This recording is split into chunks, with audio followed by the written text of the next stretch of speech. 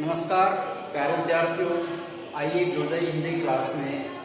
हिंदी की क्लास में हम टॉपिक पढ़ रहे थे व्याकरण का। व्याकरण में भी एक बहुत सुंदर टॉपिक है अलंकार, जो सुनने में या होश की कॉपी कर लिखने में बड़ा अच्छा लगता होगा, लेकिन ये अलंकार समझना और समझ के इसमें उत्तर देना बहुत डिफिकल्ट है। देखिए, एक तो छंद होते हैं, अलंकार होते हैं और रस होते हैं। तीन टॉपिक काव्य शास्त्र के पार्ट है और जो भी हिंदी से एमए, बीएड या पोस्ट ग्रेजुएट करते हैं वो इस चीज में ही जब पारंगत होते हैं। तो ध्यान रखिए कि जो व्याकरण शास्त्र में जो काव्य शास्त्र से पॉइंट चलता है उसमें रस, छंद और अलंकार ये इंपॉर्टेंट है। तो देखिए, छंद भी ऐसे हैं कि वो गणित की तरह काम में आते हैं, तो आ जाएंगे, समझ आ जाएंगे। रस है तो वो इतने मीठे हैं क्योंकि रस तो वैसे मिठास है, क्योंकि रस का आप जानते हो जैसे गन्ने का है, वैसे ना वैसे ही कोई रचना पढ़ेंगे बड़ा आनंद आएगा। आनंद आते रस आ जाता है तो उसके थोड़े से रूल्स अपने आप याद हो जाएगा। लेकिन छंद और रस याद हो जाते हैं, सब शक्ति भी याद हो जाती है, लेकिन जो अलंकार है ये दिखने में सुंदर है। और इसका तो मैंने पिछले वीडियो में अर्थ भी बताया था आपको कि इसका मतलब होता है आभूषण। खोल के अगर देखें तो इसको बताते हैं कि अलंकार शोभा, कार का मतलब करने वाला। लेकिन और परिभाषा क्या थी कि वे शब्द या ऐसे शब्द जो किसी काव्य या कविता की शोभा बढ़ा देते हैं, उन शब्दों को ही अलंकार कहते हैं। अलंकार तीन प्रकार के थे: शब्दालंकार, अर्थालंकार, उभय अलंकार। शब्दालंकार का मतलब होता है उनमें शब्द होते हैं, छोटे छोटे पद होते हैं, शब्द होते हैं, उनके आधार पे हम क्या करते हैं, उनको शब्दालंकार लेते हैं। और जहां शब्द से पता नहीं चले तो पूरे वाक्य का, पूरे दोहे का अर्थ करते हैं। अर्थ करते क्या होता है, अर्थालंकार हो जाता है। अब जो शब्दालंकार में थे, शब्दालंकार के बारे में बता दो अलंकार ध्यान रखने हैं। एक तो हम पढ़ेंगे अपना अनुप्रास, ये शब्द अलंकार का उदाहरण है। एक पढ़ेंगे यमक अलंकार, वो भी शब्द अलंकार का उदाहरण है। मतलब शब्द को देख के अलंकार का पता चल जाता है। तो वो तो कौन से शब्द अलंकार में यमक और अनुप्रास दो अलंकार। अब कुछ है अर्थालंकार, जैसे श्लेष अलंकार है, यमक अलंकार है, श्लेष है, उपमा है, उत्प्रेक्षा है, विभावना है, उदाहरण है, दृष्टांत, बहुत से अलंकार है। वो जाएंगे अर्थालंकार में, क्योंकि इसमें पूरे वाक्य का अर्थ लगाया जाता है, तब जाके समझ आता है कि इसमें अर्थालंकार है।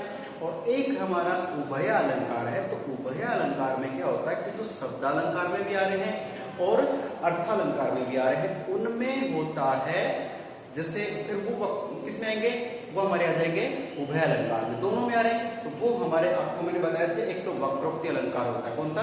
वक्रोक्ति होता है। और एक अपना श्लेष होता है। खैर छोड़िए, तो हम बात करते हैं बिंदु की कि हमसे व्याकरण में अलंकार का अर्थ, परिभाषा, प्रकार पढ़ चुके हैं।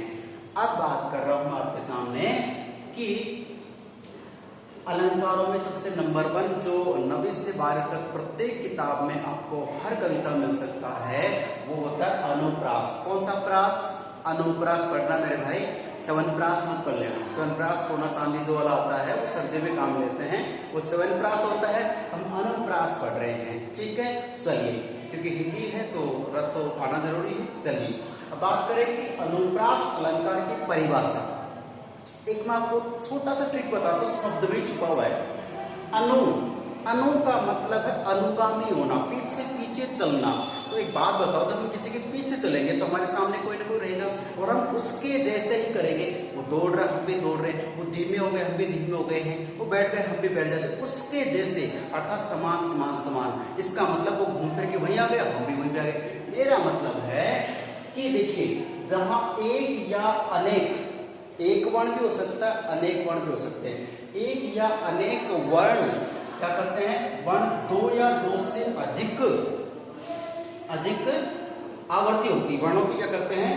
देखिए, जहां एक या अनेक वर्ण दो या दो से अधिक की बात कर लीजिए। यहाँ पे मिसप्रिंट थोड़ा सा लिखा नहीं है, दो या दो से देखिए लिखा हुआ अधिक, बार बार एक ही क्रम में रखे जाते हैं, अर्थात वर्णों की आवर्ती होती है, तो वहां पे अनुप्रास अलंकार होता है।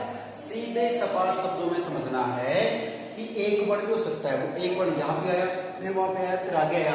या फिर मान लो जैसे उसी शब्द की बात करें तो उसमें क्या है, जिसमें अभी पिछले कनक है, तो उसमें क भी आ रहा है, न भी आ रहा है ना, ऐसे। तो देखिए कि एक वर्ण हो सकता है या दो वर्ण हो सकते हैं या दो से अधिक भी हो सकते हैं, लेकिन वो वर्ण यहाँ पे फिर यहाँ पे फिर यहाँ पे वो बार बार चलते रहेंगे, तो उनकी क्या होगी फ्रीक्वेंसी बार बार आएंगे। 10वीं क्लास में आपने देखा है, देख भी पाएंगे, एक टॉपिक होता है बारंबारता, है ना, जिसपे पैसे डंडे किसके लगाते हैं। कहने का मतलब कोई भी वर्ण है वो बार बार आता है, आवर्ती होती है, तो वहां पे अलंकार कौन सा होगा, अनुप्रास। सीधे समझना आपको, कोई वर्ण ले अपने कै चे टे ते पे कुछ भी, और वो किसी शब्द में पंक्ति में बार बार आ रहा है, एक बार आ रहा है, जैसे एक बार में तो क्या होता है, एक बार यहाँ पे वापस आ रहा है, एक से अधिक बार आ रहा है, 5 बार 6 बार 3 बार 2 बार, तो बार बार आ रहा है, किसी भी शब्द में जुड़ रहा है, तो आपको देखना है कि ये वर्ण बार बार आ रहा है। तो कोई भी वर्ण अगर बार बार आता है, एक या एक से अधिक बार आता है, तो वहां पे अनुप्रास अलंकार होता है। इस बात को आप जान लीजिए, ठीक है। एक बात का ध्यान रखना, वो बहुत इंपॉर्टेंट बात कौन सी, कि जो शब्द आएगा, जो वर्ण आएगा, उसमें यह आवर्ती केवल व्यंजनों की स्वीकार की जाती है, स्वर में भिन्नता हो सकती है। अब कहने का मतलब ये, आप समझ इस बात को, देखिए कहते नहीं लिखा हुआ हम समझ लेंगे, समझना सहारे की जरूरत है। देखिए जो हम बात करते हैं, जितने भी शब्द लिखे हुए हैं, ये सारे व्यंजन भी, और इनपे जो मात्रा, जैसे इसमें बड़ी ई की मात्रा है, ठीक है, इसमें आ की मात्रा है, इसमें छोटी ई की मात्रा है, तो ये मात्रा क्या है, स्वर है। तो कह ये रहे हैं, ये यहाँ पे व्याकरण के ज्ञाता कहते हैं कि हमें सिर्फ व्यंजन पे ध्यान देना है कि बार बार आ रहा नहीं आ रहा, उस पे मात्रा पे आपको टेंशन नहीं लेनी। पहले वाले में तो आ की मात्रा थी, दूसरे में ई की मात्रा, तीसरे में ओ की मात्रा, नहीं, मात्रा क्या होती है, स्वर होते हैं, तो स्वरों में तो भिन्नता हो सकती है। आपको सिर्फ ये देखना है कि इसका व्यंजन बार बार आ रहा है कि नहीं आ रहा, समझ रहे हैं आप, समझना जरूरी है। कोई भी पंक्ति खा लिया आपने, उस पंक्ति में देखो कि क्या क्या आ रहा है, ये समझ जाओ तो उदाहरण अपने आप समझ में आ जाएगा, ठीक है। ध्यान रखना कि व्यंजनों की ही आवर्ती होती है, स्वरों में तो भिन्नता हो सकती है, स्वर अलग अलग भी हो सकते हैं। व्यंजन देखना कि क्या आ रहा है, कितनी बार आ रहा है, च आ रहा है, कितनी बार आ रहा है, ठीक है। चलिए अब थोड़ा सा मैं ले चलता हूँ आपको उदाहरण में, और उदाहरण के आधार देखिए आप समझ सकते हैं कि आवर्ती केवल व्यंजनों की स्वीकार की जाती है, स्वरों में भिन्नता हो सकती है। अब पहला उदाहरण हम लेते हैं, भगवान को समर्पित करते हैं। हम देखिए कोरोना से डरे हुए हैं ना, कोरोना चल रहा है तो उससे डरे हुए हैं, तो हम सोच रहे हैं कि भगवान भी कोई, भाई हमारे लिए सब कुछ भगवान है, भगवान संतान अपने आपको मानते इस बात को, कर्म करना हमारा भाई, ठीक है, धर्म है। लेकिन हम भगवान से प्रार्थना करते हैं, क्या करते हैं कि जैसे हम डरे हुए सहमे हुए, क्या कहते हैं, भगवान भक्तों की भयंकर बुरी भीति भगाइए। ध्यान से सुनिए प्यारे बच्चों कि भगवान भक्तों की भयंकर बुरी भीति भगाइए। अब इसका मतलब करें, अब इसमें आप एक, कई बच्चे ऐसे भी साहब मुझे मतलब से मतलब नहीं है, मुझे तो बस इसका अर्थ बताओ, तो बस कैसे एग्जाम में करना है, ठीक है, तो वो ध्यान दो, हमें समझना जरूरी है। देखिए भगवान पूरा जो शब्द इसमें हमें भय लेना है, ये जो भय मिल रहा है, भक्तों में भय मिल रहा है, भयंकर में भय मिल रहा है, भूरी में भी भय मिल रहा है। अब देखिए आप समझेंगे इसमें कि ये मात्रा में लिखा, भूरी शब्द यहाँ पे लिखा हुआ है, भूरी, ठीक है। अब यहाँ पे तो भय में ऊ लग गया, स्वर आ गया इसमें, और यहाँ पे देखिए ए है, ये भी ए है, कोई दिक्कत नहीं, ये भी ए है, लेकिन यहाँ पे ऊ आ रहा है। हमें स्वर को नहीं देखना, हमें किसको देखना है कि व्यंजन, भय भय भय भय, भूरी तक आ गए। अब आगे करते हैं भीति में, अब ई की मात्रा नहीं, कोई दिक्कत नहीं, हमें तो भय ही निकालना है। यहाँ पे जो भय है ये भी भय, ठीक है। अब सोच के देखिए कि यहाँ से लेकर यहाँ तक जो काव्य की पंक्ति है, ये किसी कवि महोदय द्वारा लिखी गई पंक्ति है कि भगवान भक्तों की भयंकर बुरी भीति भगाइए, तो इसमें भय भय भय बार बार आ रहा है, कितनी बार है, 1 2 3 4 5 6 बार आ रहा है, ठीक है। चलिए तो ये काउंट कर कितनी बार आ रही, काम आएगा।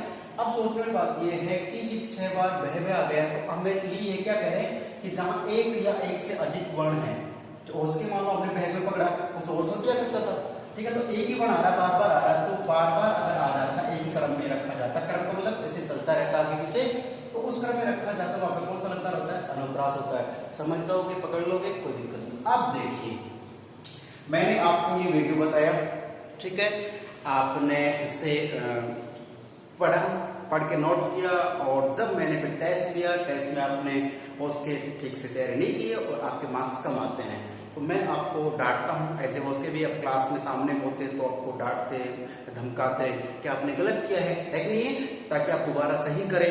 तो देखिए कि आपसे मैं थोड़ा नाराज हो गया, राइट, आपसे मैं नाराज होगा कि मैंने इतने मन लगाकर वीडियो बनाया, समझाया और आपने इसका आंसर नहीं दिया, गलत दिया है, तो मैं आपसे क्या हो गया, नाराज हो गया। नाराज हो गया तो कुछ बच्चे की ठीक है, नाराज हो बढ़िया है, 1-2 दिन वीडियो नहीं आई है ना, कुछ ऐसे कि यार सर हमारे लिए कुछ कर रहे थे और हमसे नाराज हो गए हैं, चलो सर को मनाते हैं।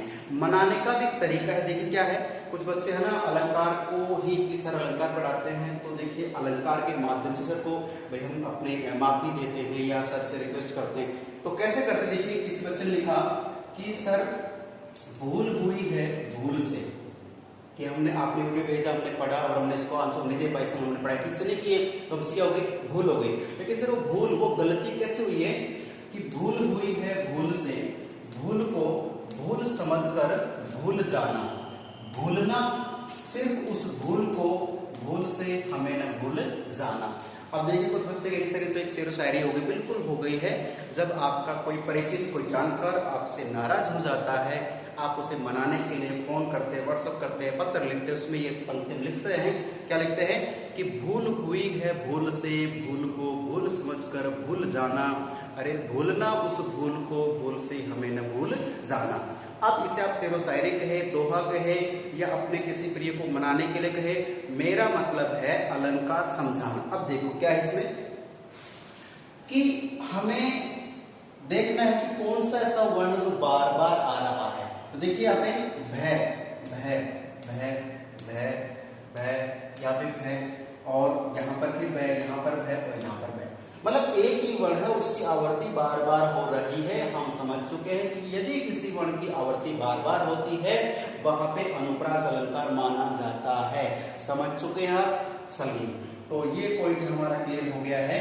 अब देखिए थोड़ा सा बड़े लेवल पे और बात करें काव्य का, कोई कविता पढ़ रहे उसमें कोई शब्द आ रहे, अभी मैंने पिछले वीडियो में बताया था आपको कानन कठिन, ठीक है ना, कानन कठिन है, भयंकर भारी है, घोर घाम है, बार बयारी है, उसमें कानन कठिन कै और कै, भयंकर भारी में भय और भय, तो उस एक ही पंक्ति में कई प्रकार के वर्ण आ रहे थे, वो भी अनुप्रास था।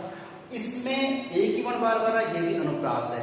अब यहां तक ठीक है कि आपने अगर बार बार फ्रीक्वेंसी देखी, आप क्या करोगे, उसे अनुप्रास मान लोगे।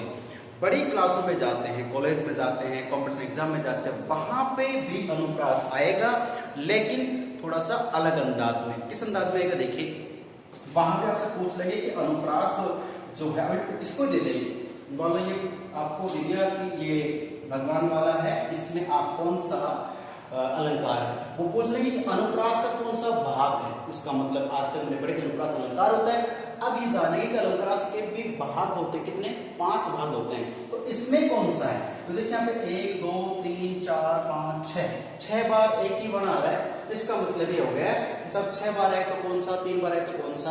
तो इसका एक ट्रिक ध्यान रखना है, इसके 5 भेदों में से कोई एक भेद है, इसका उत्तर बताएंगे, लेकिन आपको देखता हूं मैं इससे अगला एक पॉइंट पे रहती भूल हुई भूल से, इसमें भी क्या है, करीब 6-7 बार आ रहा है, एक नहीं है। अब हमें देखना है कि एक बार आता है तो आप एक बार तो फिर आएगा नहीं, एक बार तो शब्द नहीं करेंगे, एक से अधिक 2 बार आता है, अगर 2 बार आता है तो कौन सा अलंकार, कौन सा अनुप्रास है, 3 बार आता है तो कौन सा है, 3 ज्यादा आता है तो कौन सा है।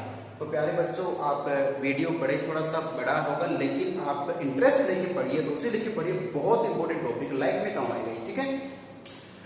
तो देखिए कि अनुप्रास के मुख्य 5 भेद होते हैं, मुख्य रूप से 5 भेद, कौन कौन से 5 उंगली होते हैं भाई, याद रखना अनुप्रास, ठीक है, इससे खाता है अनुप्रास, ये है अनुप्रास, ध्यान दें 5 जो है ये है पहला छेका अनुप्रास, लिखने के लिए छेका अलग लिखता, अनुप्रास अलग लिखता, उसका एक का इसमें छेका अनुप्रास। अब छेका अनुप्रास की परिभाषा भी लिखाएंगे आपको, सब कुछ उदाहरण बताएंगे, लेकिन आप ध्यान दो हम 5 भागों को ऐसे याद करें कि अभी हमें कुछ न कुछ ट्रिक के माध्यम से याद है कि छेका में क्या होता है। देखिए छेका अनुप्रास का मतलब एक शॉर्ट ट्रिक माने कि छेक शब्द से बना छेक, छेद को अपन हिंदी राजस्थानी भाषा में छेद का मतलब छेद से ले लेते हैं, किससे लेते हैं, छेद से। मान लीजिए ये मेरे पास एक पेन है, राइट, इस पेन के मैं क्या करता हूँ, कोई जैसे सुई या पिन लेकर छेद करता हूँ, छेद यानी छेद करना। अब मैं यहाँ से करता हूँ दूसरे पेन से, मान लीजिए मैं ऐसे छेद करने का प्रयास कर रहा हूँ, ठीक है, तो इसकी जो किनार है एक छेद इधर से हो जाएगा और एक छेद नीचे से होगा, तब तो ये आर पार निकलेगी, तो इसका मतलब यहाँ से था और ये नीचे तक निकल गया है, तो एक छेद कहाँ गया ऊपर, एक का हो गया नीचे, तो छेद का मतलब कितनी सतह को क्रॉस करता है? ये दो सतह को, ऊपरी सतह और निचली सतह। ठीक है, साइंस ज्योग्राफी में इसमें आ गई है।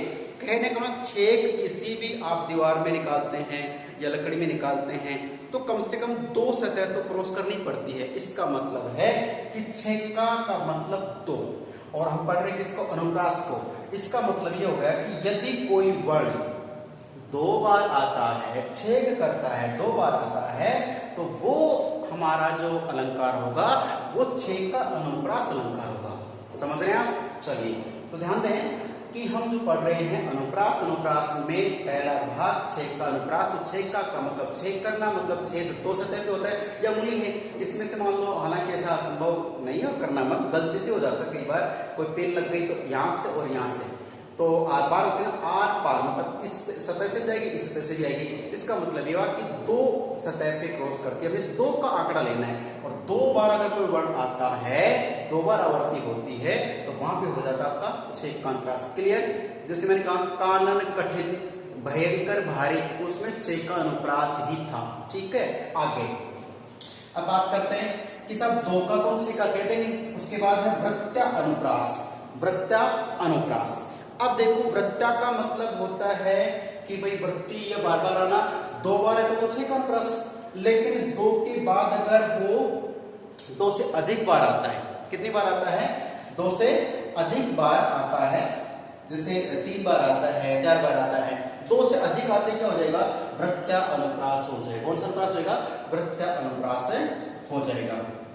ठीक है, चलिए, तो दो बार छह का अनुप्रास, दो से ज्यादा कितनी बार आ जाए? इसमें 6 बार आ रहा है। किसमें? इन दोनों में। भगवान भक्तों की भयंकर भूरी वित्ती भगाए, भूल हुए भूल से भूल, ये वाली बताया ना आपको मैंने। तो ये भी किसमें आ जाएगा? छह का अनुप्रास में आ जाएगा कि दो से ज्यादा है तो छह का नहीं कौन सा होगा? वृत्ता अनुप्रास होगा। समझ रहे इस बात को? अब आता नंबर 3 का श्रुत्या अनुप्रास। श्रुत्या, इसका ढंग से पढ़ लेना, श्रुत्या लिखा हुआ है। तो श्रुत्या अनुप्रास में क्या होता है बच्चों कि इसमें देखिए श्रुत्या का मतलब ये है, थोड़ा डिफिकल्ट पॉइंट है, मैंने आपको उच्चारण स्थान पढ़ाया है, समझाया, बताया कभी। ठीक है, तो एक ही उच्चारण स्थान के अगर अधिक से वर्ण आते हैं, बहुत अधिक, एक ही उच्चारण स्थान के आ रहे हैं, वो श्रुत्या अनुप्रास होता है। कहने का मतलब इससे बात करते हैं कि कंठे उच्चारण स्थान, कंठ से कौन कौन से बोले जाते हैं? क, ख, ग, घ, और अण भी होता है, और एस से अनार भी होता है, आसामी, एको विसर्जन या कंठ है। ठीक है, तो ये सारे क्या हैं? कंठ से बोलते हैं। अब उसमें उस वर्ण में क भी आ जाए, ख भी आ जाए, तो एक ही उच्चारण स्थान के अधिक वर्ण आते हैं तो वहां पे श्रुत्या अनुप्रास होता है। ठीक है, आगे अंत्या अनुप्रास। अब अंत्या, अंत्या का मतलब होता है अंत में। अंत समझते हो ना? अंत, कोई पंक्ति है तो अंत में जो क्या होगा? इसमें स्वर आएगा, स्वर की आवृत्ति होगी। अंत्या अनुप्रास, अंत में। ठीक है, देश के लिए आह्वान जगाओ, आप सब मिलकर एक हो जाओ। अंत में ओ की आवृत्ति आ रही है। देश के लिए आह्वान जगाओ, देश के लिए एक हो जाओ, हाथ मिलाओ, आगे बढ़ जाओ। कहने का मतलब कोई भी कविता का आप लिखे उसे, लेकिन अंतिम जो पंक्ति होगी वो क्या होगी? स्वर उसका एक जैसा होगा। ठीक है, ध्यान रखना है। तो ध्यान रखना कि अंतिम स्वर है वो क्या होगा? अंत्या अनुप्रास हो जाएगा। और बात जो 5वां अनुप्रास है वो सीधी सी बात है सारे।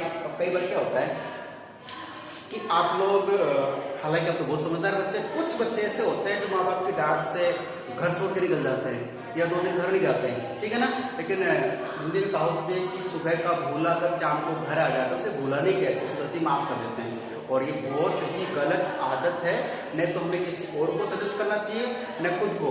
चाहे कितना ही संकट, दुख, पीड़ा, चिंता क्यों ना हो, घर कभी नहीं छोड़ना चाहिए। माता पिता जो भी आपको डांटते हैं, समझाते हैं, वो हमारे हक के लिए कहते हैं।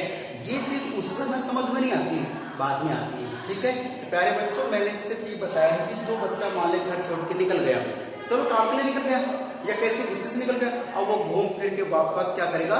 लौटेगा। लौटा, लौटा से बना दे लाटा, क्या बना दे? लाटा, वापस। ठीक है, लास्ट का है इसलिए लाटा, और लौटा यानी वापस आता है वो। अब लौट के जब आता है तो जैसा वो गया था वैसा ही आ गया। तब तो हम अपने बच्चे को अपना लेते हैं, स्वीकार कर लेते हैं। ठीक है, गलती से आप निकल गए 5-6 महीने के लिए, फिर वापस मम्मी पापा की याद आई, आप चले गए, तो जैसे गए थे वैसे आगे तब तो अपना लेते हैं। लेकिन मान लो आप गए थे सिंगल, वो क्या डबल आ रहे हो, डांटेंगे ना। कहने का मतलब मेरा ये है, अदर वे में ना ले आप, कि आप क्या करते हैं, ध्यान में लाटन प्रश्न में क्या होता है, कोई भी जो वर्ण है उसको एक बार एक पंक्ति लिखते हैं, हम एक बार एक पंक्ति लिखी और फिर लौट कर वही पंक्ति फिर लिख दी, और दोनों पंक्ति में अगर उसका अर्थ नहीं बदलता है, वैसा का वैसा ही रहता है, तब तो क्या हो जाएगा, लाटा अनुप्रास हो जाएगा। प्यारे बच्चों ध्यान से पढ़ना, ये अलंकार है, मजाक में मत लेना। मैं हंसने हंसाने के लिए कुछ बता रहा हूँ, वो चीज अलग है, लेकिन उसको अदर वे में रखना है कि हम कहीं जाते हैं, लौट के वैसे के वैसे आ जाते हैं, हमारे माँ बाप में स्वीकार कर लेते हैं, यदि हम कुछ और डिमांड करते हैं, हक मांगने लग जाते हैं, तो वो गलत है।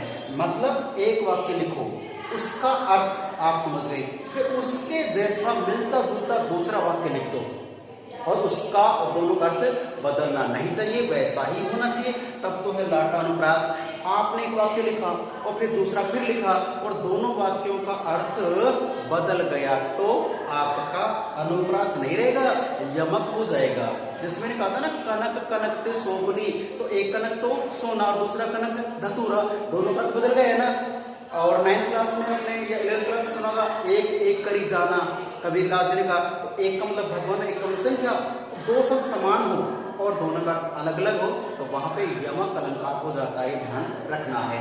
तो मेरा मतलब लाटन प्रश्न में एक पंक्ति लिखी, जैसे मैं आपको उदाहरण बोलूं कि पूत सपूत तो क्यों धन संचय, पूत सपूत तो क्यों धन संचय। दूसरी पंक्ति है पूत कपूत तो क्यों धन संचय। दो पंक्ति है, पहली पंक्ति है पूत सपूत तो क्यों धन संचय, दूसरी पंक्ति है पूत कपूत तो क्यों धन संचय। अब इसमें आवृत्ति वही हो रही है, पंक्तियां भी वही एक जैसी है, एक में सपूत एक में कपूत है, कोई बात नहीं है। बात ये है कि पहली पंक्ति दूसरी पंक्ति का जो अर्थ निकल के आ रहा है वो कौन सा आ रहा है, वो आ रहा हमारा, जैसे भाई अर्थ वही है कि यदि आपका पुत्र कैसा है, पुत्र है आपका, मान लीजिए कि सुपुत्र है, पूत सपूत तो क्यों धन संचय, आपका पुत्र है, सपूत है, अच्छा है, पढ़ने वाला है, समझदार है, आपकी बात मानता है, तो उस बेटे को आप धन कमा कमा के मत दो, क्योंकि वो तो सपूत है, उसके लिए आपको चिंता करने की जरूरत नहीं, वो तो आपका अपने आप ही वही भरोसा जीत के और खुद मेहनत करके पैसा कमा लेगा। लेकिन आपका पुत्र यदि कपूत हो गया है, ठीक है, किसी का पुत्र कपूत हो गया है, बुरी आदतें बन गई है, बिगड़ गया है, घरवालों के नियंत्रण में नहीं है, तो ऐसे बेटे को अगर कमा कमा के धन जोड़ के देते हैं माँ बाप, तो वो उस धन को भी बर्बाद कर देता है, क्योंकि वो तो कपूत है। तो कपूत है तब भी उसको पैसा मत दो, और सपूत है तो वैसे देने की जरूरत नहीं, वो अपने आप कमा लेगा। तो कहने का मतलब कि पंक्ति दो हो लेकिन दोनों का भावार्थ या अर्थ एक जैसा हो, परिवर्तन ना हो, तो लाटानुप्रास लौट के आ जाता है, नहीं तो फिर आप तो यमक में चला जाता है बदलते ही। तो प्यारे बच्चों मेरा मतलब था 6 का अनुप्रास में 2 बार आवृत्ति होगी, प्रत्यनुप्रास में 2 से 3 4 हो सकती है, ठीक है। और श्रुत्यनुप्रास में क्या होगा कि एक ही उच्चारण स्थान के अधिक वर्ण उसमें होंगे, ठीक है। उसके बाद आता है अंतरप्रास, अंतरप्रास में अंत में एक स्वर की ध्वनि आएगी, देश के लिए आह्वान जगाओ, सब मिलकर एक हो जाओ, सब में अंत में ओ आ रहा है, इसमें अंतिम ध्वनि को पकड़ना हो। इसमें क्या है कि एक पंक्ति लिखते हो और दूसरी पंक्ति जब लिखते हैं तो दोनों पंक्तियों का समान होना चाहिए, ठीक है ना, बदलना नहीं चाहिए, इस बात का मतलब ये था। तो मेरा मतलब ये था प्यारे बच्चों के अनुप्रास अलंकार के यहाँ तक आपको करना है। और ये जो प्रकारों की बात करते हैं तो ये सिर्फ बड़े लेवल पे है, हालांकि मैंने आपको बता दिया परिभाषा की कोई जरूरत नहीं किस चीज में, बस ये देखना कि कितनी बार हमें काउंट करना, ठीक है। तो फिर मिलते हैं अगले वीडियो में, तब तक के लिए नमस्कार, धन्यवाद।